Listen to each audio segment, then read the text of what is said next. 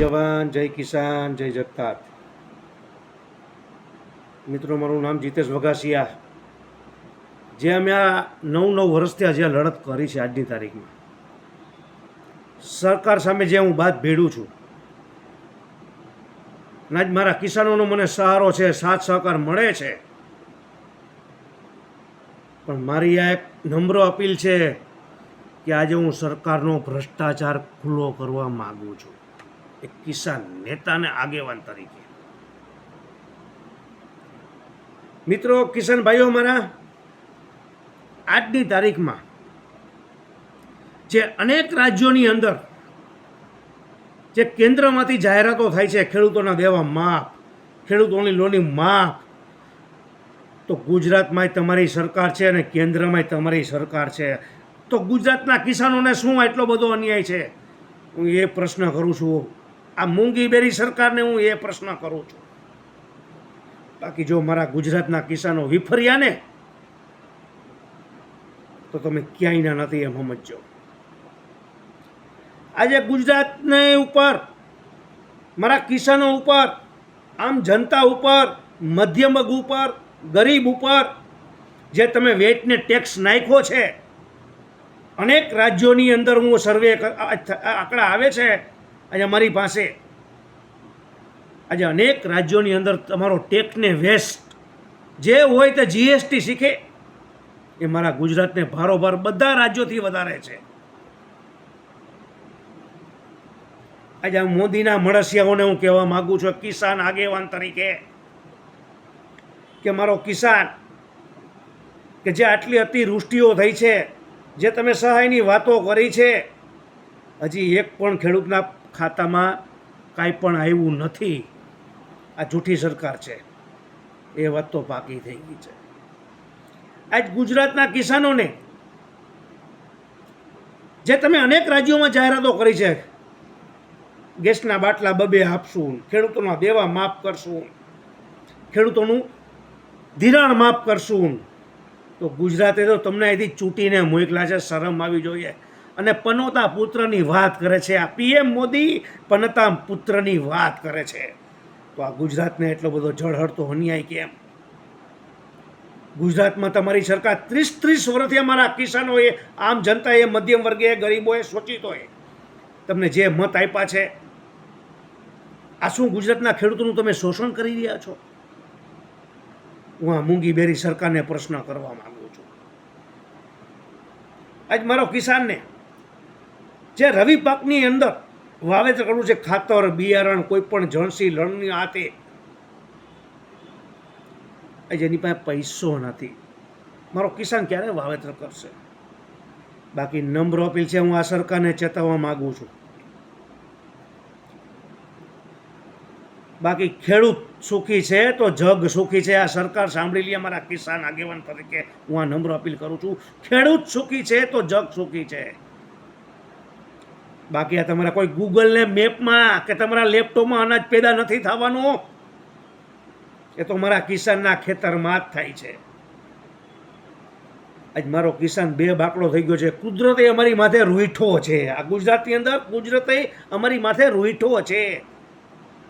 આજ માય બાપ કરીને તમારી પાસે આમ હાથ નથી માગતો, ભીખ નથી માગતો મારો ગુજરાતનો કિસાન.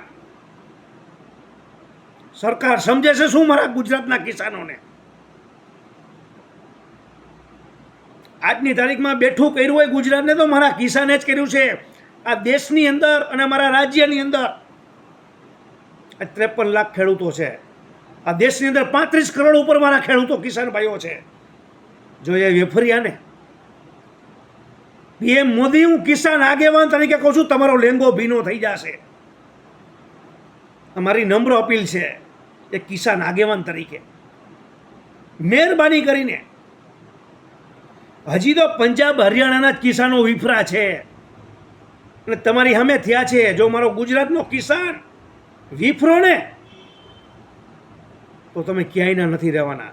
તમારા એમએલઓ, તમારા સરકારી બાબુઓ, તમારા સાંસદો ભ્રષ્ટાચાર સિવાય વાત નથી. આજ મગફળીની વાત હોય, સોયાબીનની વાત હોય, તલની વાત હોય, એરંડાની વાત હોય, કપાસની વાત હોય, ડુંગળીની વાત હોય, કઠોળની વાત હોય, જેમાં ભ્રષ્ટાચાર નથી. તમારા સરકારી બાબુઓનો ભ્રષ્ટાચાર છે એ હું 100% સાબિત કરી બતાવું. આ જુલાઈ ઓગસ્ટ મહિનાની તમે વાત કરું છું આજે કિસાન તરીકે, કે જે મારા કિસાનોને અતિવૃષ્ટિ થઈ છે. 3 સ્ટેપમાં વરસાદ થયો છે, અતિવૃષ્ટિઓ થઈ છે, જે ત્રણેયને વયું ગયું છે, ખાક થઈ ગયું છે, બળી ગયું છે, પલળી ગયું છે, ફેલ થઈ ગયું છે, બાટી ગયું છે. તો હું એક સરકારી બાબુઓને મારી નમ્ર અપીલ છે, તમારા સરકારી અધિકારી બાબુઓને, કે ભ્રષ્ટાચાર ના કરે. આ ગુજરાતના અનેક કિસાનોના તમે બિનપિયતમાં ફોર્મ ભરો છો. કેમ ચોમાસું બિનપિયત ને પિયતમાં, રવિ પાક હોય, શિયાળુ પાક હોય, તો મન થાય ખેડૂતને કે પિયત ને બિનપિયતની વાત છે એમ. તો ભ્રષ્ટાચાર નથી તો શું છે?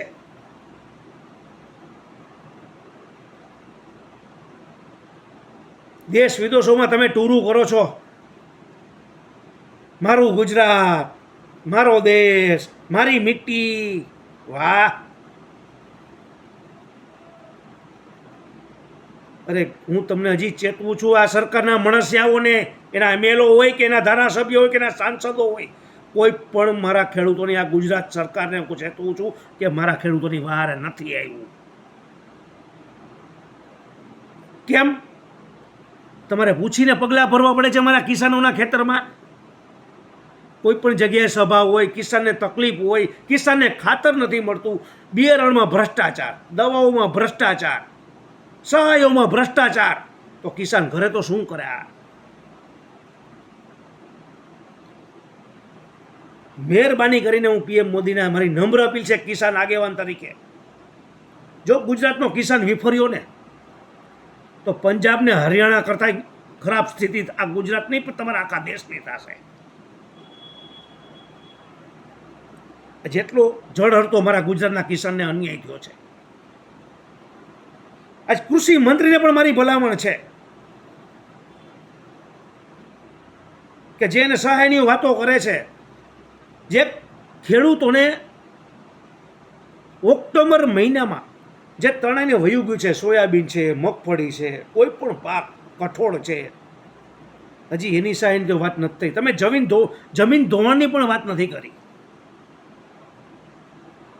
હાલી શું નીકળ્યા છો? 30 વર્ષથી તમને કોબલે ભરી ભરીને મત દીધા છે, અને આજે તમે ખેડૂતો માટે આવા બધા અત્યાચાર કરવા નીકળ્યા છો.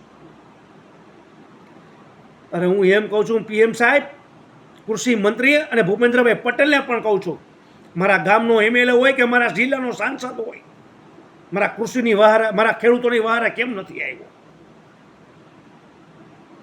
કેમ તમને પૂછીને પાણી પીવા પડે છે? આજ આટલી બજારની અંદર બેકારી છે, જનતા પરેશાન છે, તમે કેમાં ભ્રષ્ટાચાર નથી કર્યો એ કહો?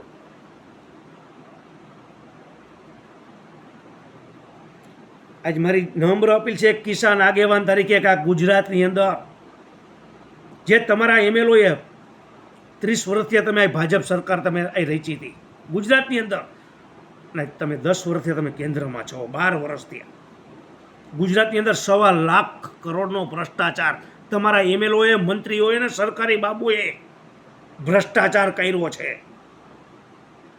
તો આની માટે કેમ પગલાં લેતી નથી? અને વાતો મોટી મોટી કરો છો, મારો કિસાન. આજ મારા કિસાનોને જે રવિ પાકની અંદર વાવેતર કરવા છે, આજ બિયારણ, ખાતર, ટ્રેક્ટરોના ભાડા, ડીઝલોના ખર્ચા, દવાઓના ખર્ચા, મજૂરીના ખર્ચા, ક્યાંથી બિચારો મારો કિસાન બે બાકડો થઈ ગયો છે.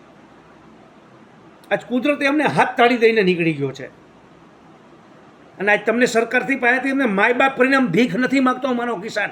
અરે નથી જોતી તમારી સહાય, નથી જોતી મારા કિસાનને આ ગુજરાતના કોઈ પણ જાતની તમારી સહાય. બાકી મારા કોઈ પણ કિસાનની જણસી હોય ને એની પાસે એમએસપી વધારી દો.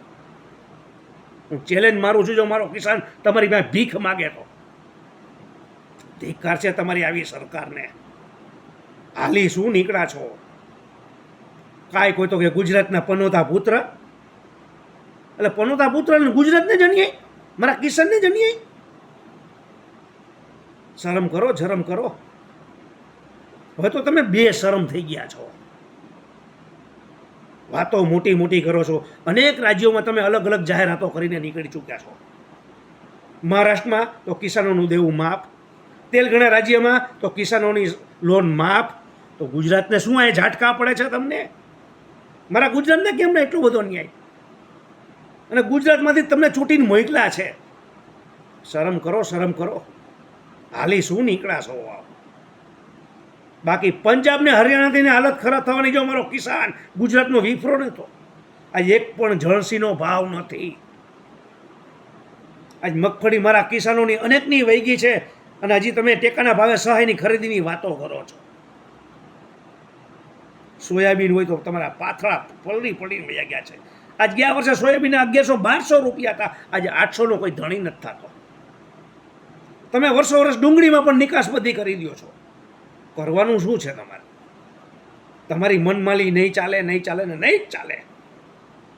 પીએમ મોદી અને કૃષિ મંત્રીને ભૂપેન્દ્રભાઈ પટેલને પણ મારી નમ્ર અપીલ છે કે મહેરબાની કરીને જે મારા ખેડૂતના ગુજરાતને અન્યાય થયો છે, કોઈ પણ જણસી હોય અને કોઈ પણ જિલ્લો હોય ગુજરાતનો, મારા કિસાનોને જે અન્યાય થયો છે ને એ સાખી નહીં લેવાય.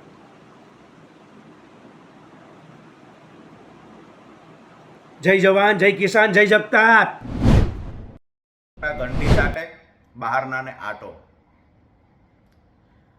ભાજપની સરકાર ગુજરાતમાં 28 વર્ષથી છે. ગુજરાતના ખેડૂતો માટે અને ગુજરાતની મહિલાઓ માટે અલગથી કોઈ પણ બજેટની જાહેરાત કરવામાં નથી આવી, અલગથી કોઈ પણ યોજના લાગુ કરવામાં ન આવી. આજે જ્યારે મહારાષ્ટ્રમાં ભાજપ દ્વારા ચૂંટણી ઢંઢેરા મારફત જે ચૂંટણીનો સંકલ્પ પત્ર એક જાહેર કરવામાં આવ્યો, આ સંકલ્પ પત્રની અંદર જે અત્યારે ભાજપની સરકાર, મહારાષ્ટ્રમાં ભાજપ ગઠબંધન ધરાવતી સરકાર દર મહિને બહેનોને 1500 રૂપિયા ચૂકવે છે. ફરી વખત ભાજપ સરકાર બનશે તો રકમમાં વધારો કરી અને 2100 રૂપિયા કરવામાં આવશે, આવી ભાજપ દ્વારા જાહેરાત કરવામાં આવી. મધ્યપ્રદેશની અંદર ભાજપ સરકાર છે, ત્યાં બહેનોને દર મહિને 1000 રૂપિયા ચૂકવાતા, એ રકમમાં વધારો કરી અને 1250 રૂપિયા કરવામાં આવ્યો. રાજસ્થાનમાં આપ સૌ જાણો છો કે રાજસ્થાનની અંદર 450 રૂપિયા આસપાસ ગેસ સિલિન્ડર આપવામાં આવે છે. હવે મહત્વની વાત એ છે કે મહારાષ્ટ્રના ચૂંટણી ઢંઢેરામાં સંકલ્પ પત્રની અંદર જો બહેનોને 2100 રૂપિયા આપવાની જાહેરાત ભાજપ દ્વારા કરવામાં આવતી હોય તો ગુજરાતની મહિલાઓ માટે કેમ નહીં? ગુજરાતની મહિલાઓ સાથે ભેદભાવ શા માટે? મહારાષ્ટ્રના ચૂંટણી ઢંઢેરાની અંદર સંકલ્પ પત્રમાં ખેડૂતોના દેવા માફીની વાત કરવામાં આવી છે, તો ગુજરાતના ખેડૂતોના દેવા માફીની વાત શા માટે થતી નથી? ગુજરાતનો ખેડૂત આજે ડીએપી ખાતર લેવાય લાઈનમાં ઊભો છે અને સહાય માટે પણ વલખા મારે છે, અને દિવસે દિવસે દેવાદાર બની ગુજરાતનો ખેડૂત કાં તો આત્મહત્યા કરે છે અને કાં તો ખેતીની જમીન છોડીને કોકના કારખાનાનો મજદૂર બને છે. તો સરકાર જે રીતે ભાજપની સરકાર આવશે તો મહારાષ્ટ્રમાં ખૂબ લાગણીઓ કરવાની વાતો કરે છે ખેડૂતો માટે, મહિલાઓ માટે. તો એ રીતે ગુજરાતમાં 28 વર્ષથી ભાજપની સરકાર છે. 2 વખત 26 માંથી 26 સાંસદો આપ્યા, ત્રીજી વખત 26 માંથી 25 આપ્યા. 2022ની ચૂંટણીમાં 156 ધારાસભ્યો સાથે બહુમતી આપી. તો ગુજરાતના પનોતા પુત્ર જ્યારે વડાપ્રધાન પદ પર બેઠા હોય ત્યારે જે 2014ની ચૂંટણીઓમાં વાયદા થતા મોસાળમાં જમણને માં પીરસનારી હોય, તો ગુજરાતને તો ખરેખર ધન્ય હશે ગુજરાત જો વડાપ્રધાન નરેન્દ્રભાઈ હશે. તો પરિસ્થિતિ એવી નિર્માણ પામી કે આજે ગુજરાતનો ખેડૂત દુખી છે, દેવાદાર છે, મહિલાઓ મોંઘવારીથી પીડાય છે. સરકારને નમ્ર વિનંતી છે, ભેદભાવ છોડી અને ખરેખર મહારાષ્ટ્રની મહિલાઓને જે 2100 રૂપિયાની વાત છે તો ગુજરાતની મહિલાઓને પણ મળવા જોઈએ. જે ખેડૂતોના દેવા માફીની વાત છે તો